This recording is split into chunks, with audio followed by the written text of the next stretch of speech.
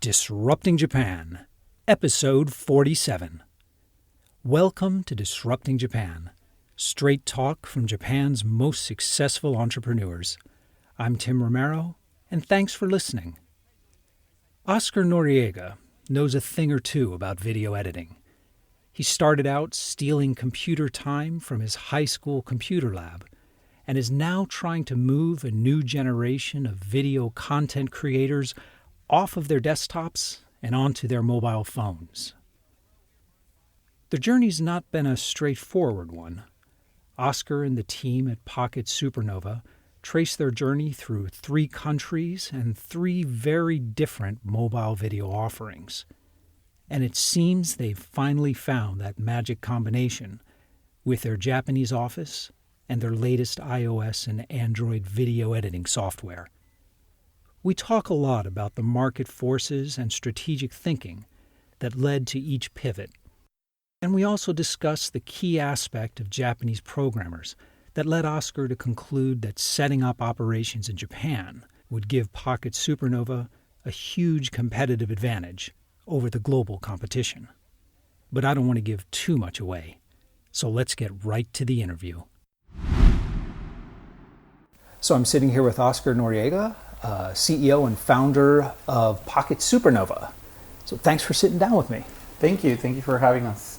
Now, Pocket Supernova, the company, you've released several products. You're heavily focused on mobile video editing and creation. Right. But that's a really broad statement. Can you drill down a bit and tell me about your company and what the products you make do? Well, when we started the company, we realized that video was going to be one of the next big trends on the mobile market 3 years ago. Actually, we started in Mountain View in Silicon Valley. Okay. So we got our first investor over there from 500 startups. Okay, so we wanted to do a mobile-focused company, but at the same time, we really wanted to see, taking a look at all the markets, what could be one interesting market that we love, that we... The decision to launch these particular products or a particular industry was really a kind of a top-down market-based research? Yes. Interesting. And also sort of personal experience, I would say, because, to dig a little bit deeper into why we started the company. But one of my personal interests has been video for a very long time. So I learned how to edit video when I was really, really young. macOS 7 or something like that, and Premiere 2. All right. It's gotten easier since then. Yeah, way easier. So I'm talking about 94 or something like that. So actually, in my high school, we had a laboratory where we had a bunch of Macs, and we got Premiere there. I was not supposed to be there because I was a high school student, and it was only for university students. But still, I figured to pitch an idea, and they said, yeah, whatever, just use it. Nobody's really using it. Back in those days, you had to spend a lot of time editing on Premiere and then render it at night, and you just leave it all night long. Come back in the morning and hope you didn't make any mistakes. Hope it was good enough to not render it again, right? So it was actually terrible because, you have to wait for about 12 hours and then just get to see the 20-second render. So since then, I've been very passionate about cameras and the process of filmmaking, video making, and so on. Okay, so when you saw the opportunity in the mobile space, it wasn't completely top-down. This was something you've been interested in a long, long time. Exactly. But when I said the top-down fact, is because we really took a look at the market as well, from trying to find the problems that we thought that were going to be surfacing over the next few years. Well, let's talk about that. What are your products, and what are the problems it's really solving? Well, first of all, we started with a messaging product. Right. So actually, we pivoted twice. So we started with a video messaging product. Mm-hmm. And this was way before everyone was doing video messaging, way before Messenger, way before Skype doing video messaging and stuff like that. Right. We wanted to use videos for a short way of communicating with your friends and family, and just sending asynchronous short videos back and forth, and so especially with groups. The space is good, the idea is good. Right. Why did you end up pivoting? Well, we didn't really find a lot of traction. I think it was maybe a little bit hard for us to sell the concept to investors, first of all. But then second, I think we had a very hard wake-up call in a way to see that most of the big companies actually started to jump into the space very quickly. Just very few acquisitions happened.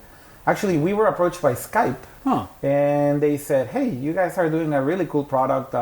So we just launched the product on demo day. and they actually met us on demo day. So we had like, 5,000 users or something right. like that. But they loved that because the UI was so nice and the experience was so nice. And they said, this is really interesting, and would you guys be interested in talking to us? And maybe you guys can join the company. And I think basically they were sort of trying to do an acqui-hire and bring us in. We said no, it was too early for us, and we said, well, you know what, we just prefer to raise some money and keep going. Of course. As everybody else. In the end, what happened was that Skype ended up buying actually a company in the space doing video messaging. Well, I think with anything, whether it's video messaging or SMS, anything with a strong network effect, there only can be a few winners, and it is whoever gets that critical mass first. Exactly. Takes it. Yeah, it's true. I think that there's only one or two horses that are going to win. Right. And then everybody else is sort of, struggling to shine. And then I don't think it's possible to stick around for that long time if you don't really hit that massive traction very quickly. And credit to you to realize that was happening. Yeah. You realized the market was running away from you. It was time to make a change. Exactly. So what did you pivot to? So we pivoted to a selfie camera app. That was a little bit different, but it was in the same space because it was video, selfie. And actually, we named the product Video Selfie. So we thought that on the social sharing space, a lot of movement was happening. Instagram at the time was considering announcing the video. So we realized that many companies were trying to be the Instagram of video at the time. Right. And one of our investors and one of our advisors actually told us, hey, you know what? So many people are trying to be the Instagram of video, so don't make the same mistake, because the only Instagram of video will be Instagram. And he thought it that way before Instagram announced that they were going to introduce video. Well, it's that same dynamic that you were talking about before, that there can only be a handful of winners. Exactly. So what we thought is, all right, so how about if we just focus on the creation side? And that's sort of where the idea of the company started to be more concrete, where we realized, okay, you know what, the creation space seems to be, hungry for new ideas, and there's an empty space where we realized there's so many things you can do with video that are not happening right now. We thought about the decoration stuff very early on, like, okay, how about we put some, text or GIFs or things moving around you or tracking your face. Right. So it's video instead of just the little marks and text. They'd be moving. Right. We were so inspired by all these decoration apps in Japan, the photo decoration apps. That was a huge thing already at the time. But mainly also we saw that because of all these creation tools happening around the photo creation space, we thought this is going to happen as well on the video space eventually. And you will need all these sort of creation tools for sure. But the challenge is, video is motion and video is dynamic, it's not static. So if you it's a lot harder than just dropping a line of text on a GIF. On a photo, right? Yeah. So it's a lot harder from the technology point of view or the engineering perspective. We thought, well, this is going to be harder, but at the same time, we know that this is going to be, a good space to be at. Trying to bring some of those things from the decoration space, from the photo space, into the video market, then the challenge is high enough. And we believe that we can contribute something there. So that's how Video Selfie started. And you'd have a really unique product. I mean, right. If it's hard, that's why no one else is doing it. Exactly. If you take a look at Video Selfie, actually, I think nowadays it's way easier to explain it because the space already blew up. Snapchat acquired a company called Luxury, which is a company that powers the 3D filters inside the app. And also now Facebook acquired Masquerade as well. And we were in a very similar space because actually we were also doing face tracking and face recognition. And then all the motion happening inside the app was actually using face tracking, face recognition. So you move the camera around and then all the objects were just floating around. We sort of come up with this idea of putting your cat ears. Right. And that blew up on Instagram for a while. That helped us get a lot of users into the app, and so many people just wanted to join and do the cat ears. That's, I think, where we started to see that, we want to be a company that is creating tools for video creation on mobile devices. So after the acquisitions by like Snapchat, were you feeling like you'd sort of missed that wave again? That happened way later. I mean, that actually happened until last year. Oh, okay. So we had a long run with that product, maybe about a year and a half. It got a lot of traction. We did like 2.5 million downloads. It grew very quickly. It grew very fast and got decent traction. But once we took off, We were just monitoring what was going on Instagram and other networks. So you were able to shoot this video selfie, decorate it, put the cat ears and some filters. So what is the monetization of that? Is it a freemium model? Is it in-app purchases? The idea was to do it like a freemium models. Basically, eventually we wanted to provide some premium content. Traction went really well, but then we started to monitor all these apps in the video space. One thing that really caught our eye, and we went up very quickly, and then we went down very quickly, and it was really steep very, very rapidly. Well, I guess that makes sense. If a lot of what you're writing is the idea of the cat ears really catch on, so you'll get a whole lot of new users, and then somewhere else, some very clever engineers are coming up with another great idea, which is next month's clever. To be honest with you, it was not really that people cloned us or copy us quickly. It was more about the fact that what was happening was that there were a bunch of new apps for creation, for content creation, either video, photo, GIFs, so many different things happening in the space. But we realized that the users didn't really stick to any product for that long. So the retention was a huge problem. Even though we provided new contents or we come up with new ideas and so on, we realized that if we didn't build this inside somewhere, we'd already have a very strong network effect. Right. Where you had already so many reasons to go back to the product every single day. And this just became sort of an accessory. Yeah. So I guess that makes sense. I mean, especially in this space, which is novelty. Yeah. By definition, your customers are novelty seeking. Yes. So they are going to get bored and move on much faster than Totally. customers in other segments. Totally. They move on very quickly. So we realized, okay, they got it, they installed it, they did the cat ears, they did another one and another one. And then what happened was friends on Instagram get bored quickly. Right. And I'm not talking about the creator. I'm talking about your followers. What happens, the people following your feed, they are looking at your content. And once you do one thing, it's like, oh, that's really cool. I want to do it. Yeah, but after 2 or 3 cat ears videos, you're like, all right, enough with the cat ears. Enough with the cat ears, right? Yeah, So that actually was a huge problem. People just get saturated very quickly and they just want to move on to the next new thing because it's new again. So it's hard to keep up, even if you provide a lot of content. Yeah. It's hard to stick, and it was really hard to stick. And we saw every single app in the category suffering from the same behavior. And that's when we realized if this is something that it lives inside a super huge network, where you had so many reasons to keep coming back to the product. And then once in a while you use it, we thought, then it's going to work. Right. But for us, I mean, to bring a very strong network and stay on top, really we tough. realized it was going to be so hard, so challenging.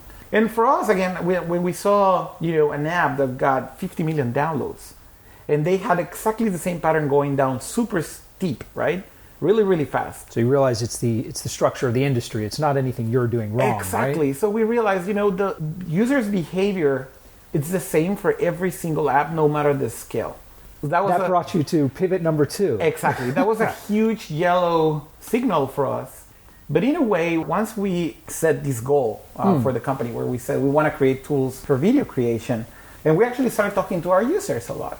We just asked them, what are you using these apps for? And we started noticing a lot of kids recording the selfie, and then they asked us to make it available to save it to your camera roll. In the very beginning, we just had the sharing directly to the networks. Okay. And we said, why? I mean, you can share it anywhere you want. No, I wanted to, keep it in my camera roll because I want to use it on my YouTube blog. Oh, interesting. The biggest shift that was happening on YouTube at that moment was that YouTube kept growing like crazy as a platform, but they totally stopped doing tools and video creation tools. Why did this happen? The opportunity to build some product that is really aimed at allowing any user on YouTube to become a creator, it's huge. Sure. We started toying around with the idea, and we actually built a small prototype here. So the current product, it's not decorations, it's a full-blown editor within the mobile that runs in the mobile phone. Exactly. Okay. And it's kind of like an iMovie on steroids. All right. So basically our main competitor right now is iMovie from Apple on the iPhone. Huh. The de facto video editing app for everyone on the iPhone is iMovie because it's free. Sure. But we realized that it was very limited. And also we realized something very clear and very simple, which was this is not Apple's main business either. I mean, yeah, it'll always be sort of a neglected child. Right, I guess. So what is a platform most people are using to edit video for YouTube channels, for Vine? What are they using now? Apple? No, I guess that actually, this is pretty interesting, but most of the content on YouTube and Vine is coming from PCs and Macs. So they're using either Final Cut or they're using either traditional desktop video. So the well-established professional video software editing applications that they've been there for forever. Sure. It's sort of a natural thing to happen that, the most professional tools, dominating every single creation aspect on the desktop.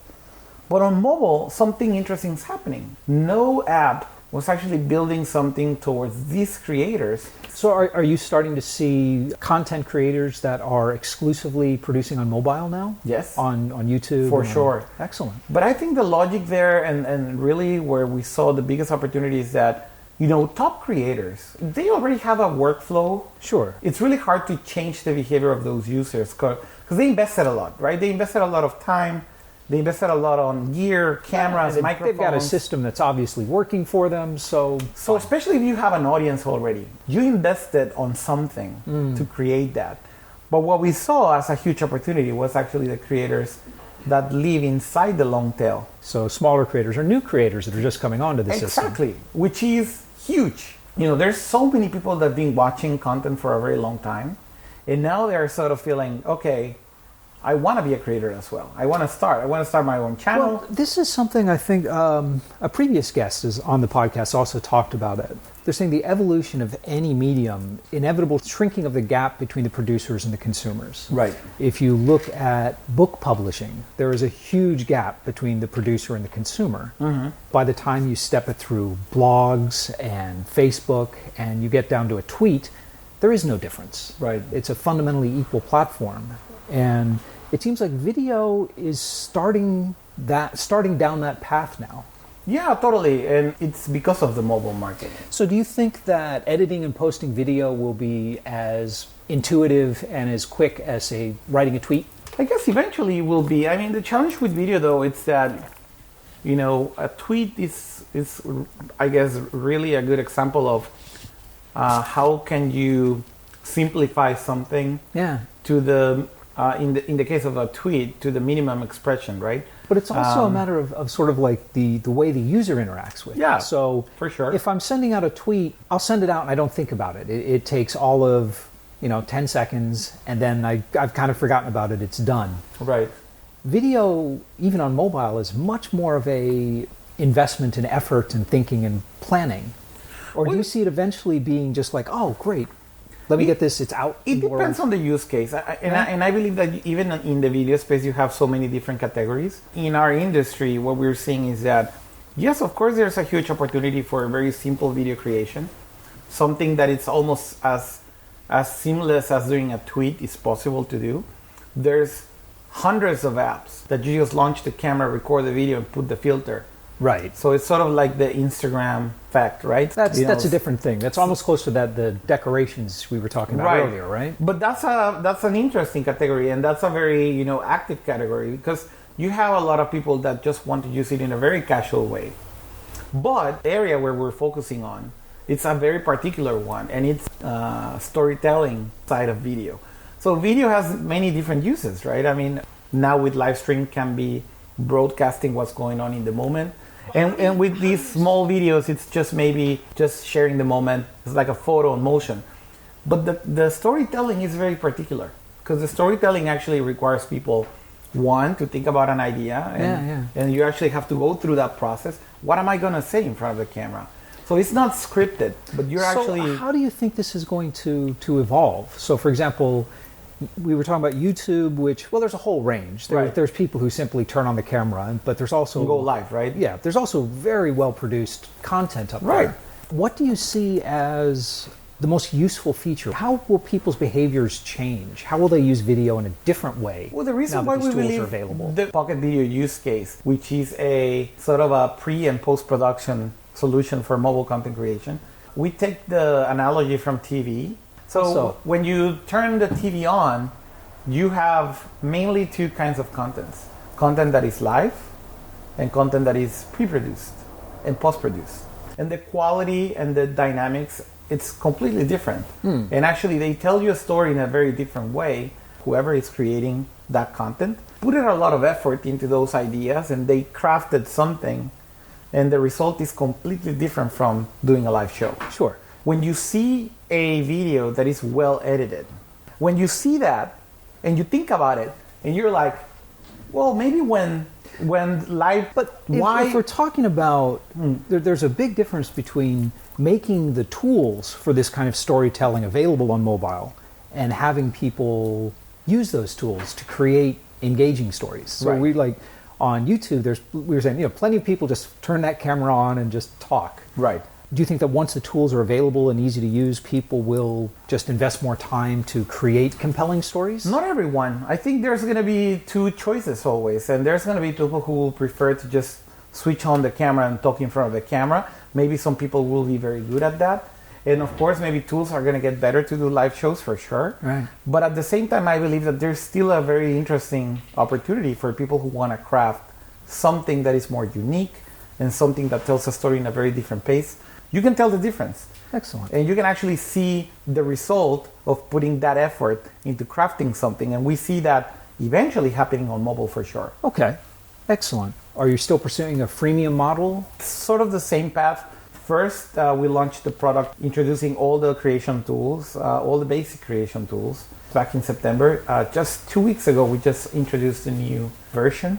So it includes a new sort of production tools as well for your videos, way improved and a little bit more sophisticated. So it's getting more sophisticated, and because of the technology and phones are getting faster, we're getting more memory and so on. So now it's technically it's possible to replicate some of those things, that it's almost the same experience in the core essence of what you can do, but it's faster and it's easier and actually it's funnier. It's pretty to use. amazing. And then you use your fingers on the screen and you realize that I'm manipulating everything, just pinching in, pinching out, and you're touching the video in a way. So it's very different from just having the mouse and the keyboard. Yeah. So it's a very different paradigm as well. Users who were born with a phone, millennials and kids and young kids and teenagers, they love the creation on mobile devices, and they're not really Creatively, when you're sitting down on a tablet to do editing versus sitting on a desktop, it would seem to me that your thought processes are different. I mean, Are we starting to see videos that are produced on mobile have a particular look or a style to them? Not really. I guess that the style, maybe it's more about the platform itself. Okay. And then kids just follow what they're seeing, right? And they're trying to come up with new ideas and everything. But even the formats, a lot of the video that we're seeing being created on Pocket Video really follows the same rules. Not rules, but the visual guidelines and the visual style of YouTube. Well, but that's not surprising. Every new technology starts out by imitating what it will eventually replace. Right. And I believe that really the key here is that it's just making it accessible for more people. If they just got their phones, that's enough. Right? It's got everything they need in there. You don't need you don't need anything else. You can just start with that. There's so many talented kids that are just waiting for that chance to just be on the spotlight as well. Okay. And that's sort of a very interesting take as well for us. We believe that we can be the seeding area for these platforms, where so many new creators that could be really, really big eventually can actually born and can actually start from here. That makes sense. Let's shift gears a bit. You've started and run startups in Mexico, in the US, and in Japan. I've got to ask you just some compare and contrast questions. So between the three countries? Between the three. Well, the US, San Francisco, I think, is the outlier. Yeah. That's the one that's unique in the world. Yeah. But what are some of the starkest differences you see between the ecosystems here in Japan and even like Mexico and San Francisco? If you're an entrepreneur for all your life, when you go to Silicon Valley, you realize, this place is just crazy, right? I mean, everything just moves so fast. And the entire ecosystem is just basically built around that idea and that concept of everything's possible, right? So we can just build everything no matter how crazy the idea is. Anybody can build everything. So I think that's the most shocking part for me every time I go there. And stark differences. I mean, for sure, when you start a company in Mexico or Japan, it's a painful process in a way. It's kind of slow. So you think that just people are they're more doubting whether the idea is possible? Where in San Francisco, they'll be more likely to say, yeah, it's possible. I guess people who go to Silicon Valley have that kind of mindset for sure. I mean, they believe that something can be better, or that they can create something completely new, or they can really alter the course of any industry or any sort of idea, basically. And so was that the mindset that drew you there the first time? Yeah, for sure. Yeah. I think that when we went there and we raised actually our angel round there, in our particular case, we found it very hard to hire engineers in the video space, and especially in Silicon Valley. We thought it was going to be way easier. Competition is really stiff in Silicon Valley, right? Absolutely. You're competing not with Google and Apple or a handful of companies. You're competing with every single startup. Very well-funded startups. Very well-funded startups. Was that one of the reasons that drew you to Japan? Yes. We interview a lot of engineers that were really skilled, really good. But then we realized, just talking with them about the video space, that they had no experience whatsoever. You're talking about image processing, and you're talking about... well, it's a very, very specific and deep field. Exactly. It's a lot of memory optimization, resources optimization. Was it that there was a lot of engineers with those talents in Japan, or just much less competition for the few engineers? No, there's actually a great insight about that, and why we thought it was really great to be in Japan. Why is that? Well, the video game industry. Ah, of course. Game developers. Game developers, especially back in the day, and I'm talking, before game engines and before the Unities and so on. So you're talking like console gaming? Exactly, console gaming, but back in the days, the biggest challenge that you had as an engineer was that since there was no middleware whatsoever, or no engines whatsoever, you actually had to do everything almost by assembly language for that specific processor, or those GPUs, or those specific chipsets, even some custom chipsets that the console had back in the day. So the best engineers actually were coming out from Japan. All right. Because they really had a lot of access to talking with the Sony engineers and really understanding how the platform worked and so on. And we realized these guys, they had a lot of experience actually using OpenGL, because they build engines for those chipsets, and they really understood the essence of doing graphics processing and image processing. Okay. Now, recently, there's been a lot of Japanese companies who have moved to San Francisco, not as a market entry, but just to move there to start a company.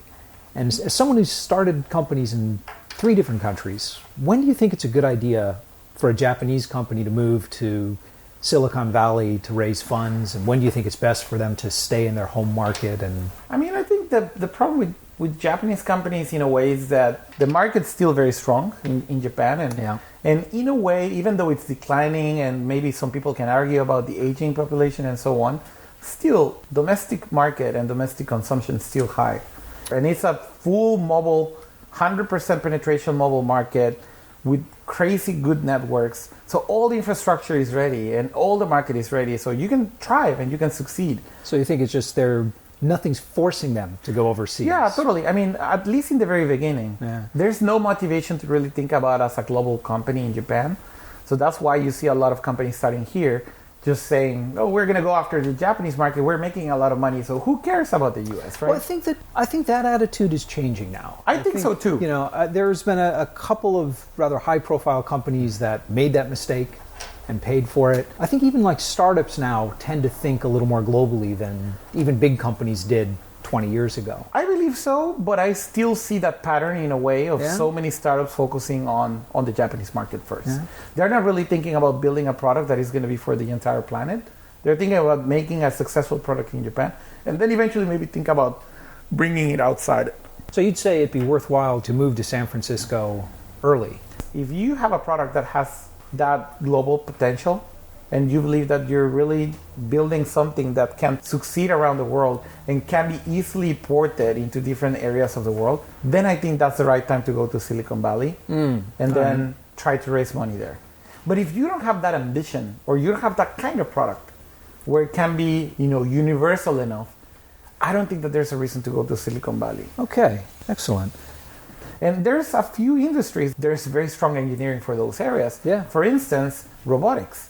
Right? I mean, robotics is one of the areas that so many people keep talking about, And people say, well, nothing's happening in Japan. Well, they're wrong. I mean, there's so many great startups. It's actually, it's astounding the depth of R&D that's being done in robotics today. Exactly. It's crazy. By both startups and big companies as yeah. well. But even people who used to work at big companies now sort of considering moving on to build their own companies. Yeah. Robotics and also mobility in a way, or any related to the car industry. This great company called Wheel, the wheelchair. Yeah. I mean, they were actually our batchmates in 500 Startups in Mountain View. Oh, yeah. So we know them very well. All these guys come from the auto industry. So all these ex-engineers with, such great skills, for building a product like that, they decided to, use those skills to build a mobility product. In some industries, there might be a really great connection with Japan. All right. And especially because of the talent. That makes sense. What do you think is the biggest problem facing Japanese startups today? Well, maybe the lack of startup and entrepreneurial culture in a way nowadays, which is ironic, right? I mean, all these great companies back in the post-war era, well, I think they were great entrepreneurs, right? Yeah, I mean, in the end... I think that's exactly it. In the 60s and 70s, companies had to go global. The domestic market wasn't big enough. So the lesson is there. And I think it's very visible for Japan. The problem is maybe they forgot about that. Or maybe as a foreigner, it's easier for us to see it. But come on, I mean, the Sonys and the Toyotas and the Hondas and all these guys, they build empires from scratch and from a totally destroyed country. Yeah, with absolutely. A country that was actually starving after the war. And the only way to try was to try to be global and to try to go outside. So right? The DNA is definitely in there. I think they have it wired somehow, in their DNA. And nowadays, it's kind of like comfortable enough, so nothing's pushing them to do it. Actually, right? that probably leads well into what I call my magic wand question. If I gave you a magic wand, and I said you could change one thing about Japan, education, attitude towards risk, anything at all, to make it better for startups here, what would you change? Maybe changing the perception of someone decided not to go through that path and just say, Dad, I'm not going to join Sony. I'm not going to join Toshiba or So to make people Toyota. You would make people more accepting of people making different career choices or lifestyle choices. And one choice could be, I want to build my own company. It doesn't really matter if it's a super scalable business or like IT company. It could be even, I want to open restaurants or whatever. Well, I mean, that sort of entrepreneurial spirit. Yeah, that's very much at the heart of innovation in general, I think. To be open-minded and accepting of people who want to do something different off the beaten path as well. So that'd be a huge event. That thing alone, I think it would help a lot. Excellent. Yeah. All right. Well, listen, thanks for sitting down with me. Yeah, thank you so much. Thanks for the time. And we're back. The Pocket Supernova team has had an interesting journey so far, and their most recent pivot into a pure video editing platform for mobile seems to have put them on the track for success. I wonder to what extent the novelty-seeking behavior that Oscar and I talked about skews the growth numbers for all mobile apps. Those in gaming and the social space are most extreme, of course.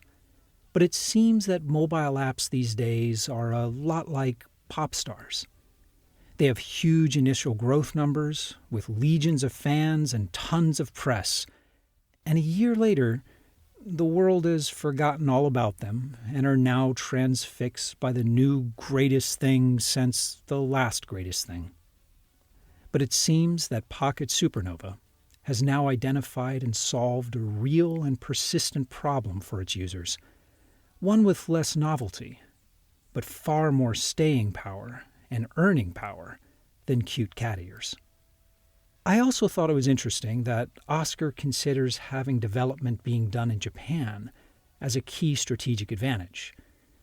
With the increased centralization of and competition for talent in San Francisco, and with venture capital becoming more and more global, I think we're going to be seeing a lot more of that in the future.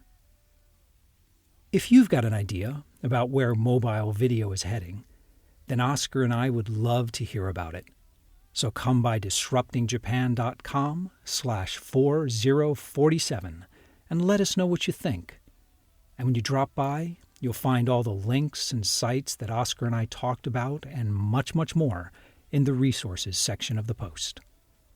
And most of all, thanks for listening. And thank you for letting people interested in Japanese startups know about the show. I'm Tim Romero, and thanks for listening to Disrupting Japan.